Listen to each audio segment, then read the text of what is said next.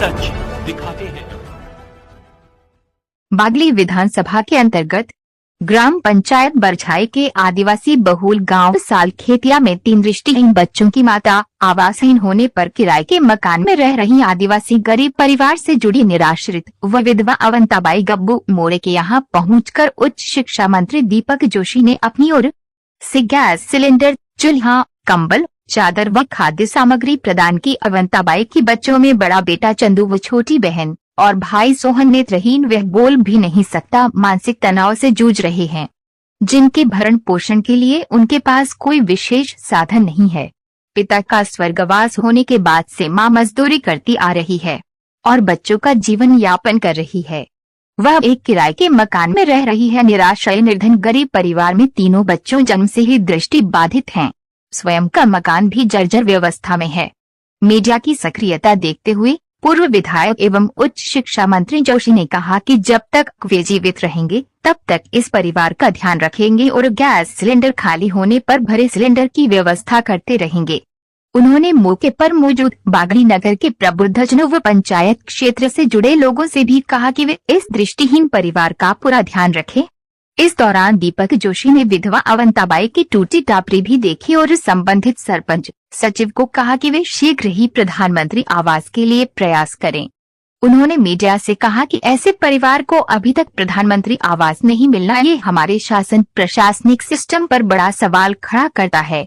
इस अवसर पर दीपक जोशी के साथ आए बरछाई के पूर्व सरपंच अली हुसैन बोहरा, पवन राठौर, वरिष्ठ भाजपा नेता अभय बडोला, अमोल राठौर सहित बड़ी संख्या में पार्टी कार्यकर्ता व मीडिया कर्मी मौजूद रहे। कि सालखेतिया गांव में एक अवंताबाई करके महिला रहती है जो निसहाय, क्योंकि उनके पति का देहांत हो चुका। 3 बच्चे जो तीनों के तीनों कहीं न कहीं दृष्टि बाधित है, देख भी नहीं सकते और एक बच्चा तो पूर्णतः बोल भी नहीं पाता। इन तीनों को पालने की जिम्मेदारी इस महिला पर है, जो कि बिल्कुल असहाय और अपने आप को नितांत अकेला महसूस करती है।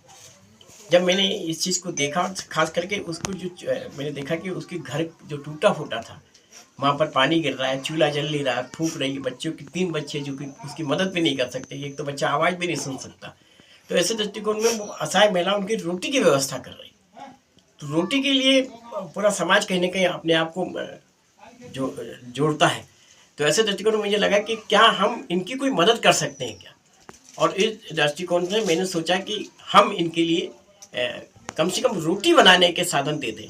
तो आज मैं देवास से, चूँकि धनतेरस का मुहूर्त था, 9 से 10 का शेष मुहूर्त, उस मुहूर्त में एक चूल्हा लेकर आया देवास से, और बाद में हमने यहाँ स्टील की टंकी, वो गैस की टंकी, क्योंकि बागली यहाँ पे एजेंसी है, इनको टंकी बदलने में दिक्कत नहीं जाए, वो टंकी प्रदान करने की व्यवस्था करी।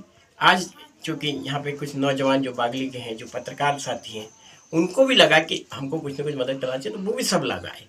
तो मुझे लगता है कि बागली में कमियां तो है, इसे स्वीकार करने में हमें कोई दिक्कत नहीं और कोई गुरेज भी नहीं है, क्योंकि अब ये व्यवस्था इस प्रकार की बन गई जिसमें हम ऐसे असहाय और निर्धन लोगों को नहीं कर पाए। फिर मुझे लगा कि आज प्रेस की सकारात्मकता कहीं देखने को मिली, उसके कारण से ये आवाज़ हम तक तो पहुँची है, लेकिन इस आवाज़ को जितना हम कर सकते हैं, आवाज़ को इनकी मदद करने का जितना हम कोशिश कर सकते हैं वो करने का प्रयत्न करेंगे। आज हमने गैस सिलेंडर चूल्हा इसीलिए दिया कि कम से कम रोटी तो टाइम पे बना पाए, रोटी टाइम पे खिला पाए, क्योंकि बच्चे तो कुछ कर नहीं पाएंगे, बिल्कुल नेत्रहीन है, उनको देख नहीं पाए। एक बच्ची जो है बीमार है, मकान आप देख ही रहे हो, जैसे तैसे वो अपना गुजारा कर रही है। तो क्या हम एक परिवार को खड़ा कर सकते हैं, ऐसा सोचकर मैं आज यहाँ आया हूँ। मुझे लगता है कि धनतेरस मेरे लिए इससे ज़्यादा सार्थक नहीं होगी, ये दिया कि कम से कम एक परिवार की मदद कर पाऊँ।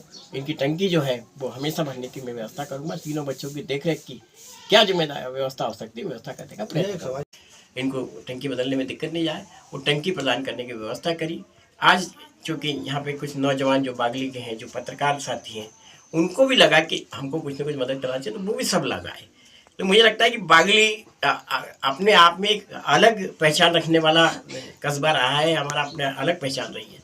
तो आज बागली की वो पहचान मुझे कहीं ना कहीं दिखता है कि बागली में आज भी समाज के प्रति काम करने का जो जज्बा है वो यहाँ के लोगों ने प्रदर्शित करने का प्रयत्न किया। आज हम इस परिवार को ये टंकी और वो दे रहे हैं। मैंने प्रण लिया है कि जब तक मैं रहूँगा तब तक तो इनकी टंकी की व्यवस्था मैं करूँगा।